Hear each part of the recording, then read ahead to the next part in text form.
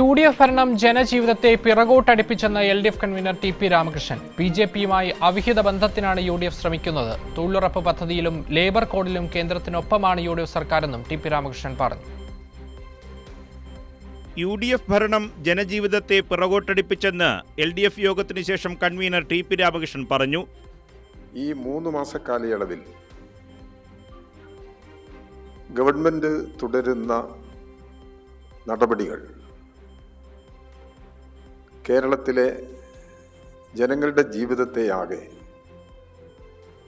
പിറകോട്ടടിപ്പിക്കുന്നതിന് ഇടവരുത്തിയിട്ടുണ്ട്. കേരളത്തിൽ ഒരു 30 അസംബ്ലി മണ്ഡലങ്ങളിലെങ്കിലും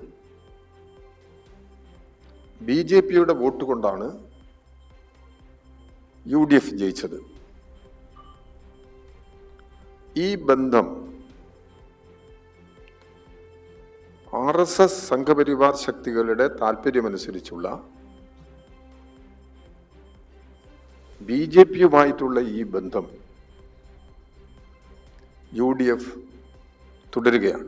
തൊഴിലുറപ്പ് പദ്ധതിയിലെ വിഹിതം വെട്ടിക്കുറച്ചതിലും ലേബർ കോഡിലും കേന്ദ്രത്തിനൊപ്പമാണ് UDF സർക്കാരെന്നും TP രാമകൃഷ്ണൻ പറഞ്ഞു.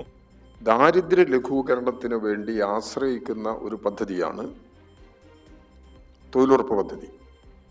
60% ഈ പദ്ധതി ചെലവിൻ്റെ 60% കേന്ദ്ര ഗവൺമെൻറ്റും 40% സംസ്ഥാന ഗവൺമെൻറ്റും എന്ന നിലപാടിലേക്ക് BJP ഗവൺമെൻറ് കൊണ്ടുവന്നു ഈ പദ്ധതിയെ.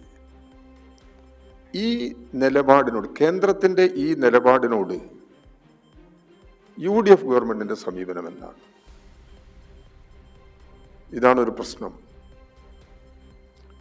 UDF ഗവൺമെൻറ് ഇവിടെ ഗവർണറുടെ നയപ്രഖ്യാപന പ്രസംഗത്തിലോ ബഡ്ജറ്റ് അവതരണ സന്ദർഭങ്ങളിലോ കേന്ദ്രത്തിൻ്റെ ഈ നിലപാടിനെ UDF government എതിർത്തില്ല.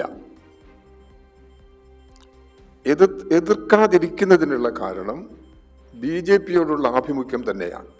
Kairali news, Thiruvananthapuram.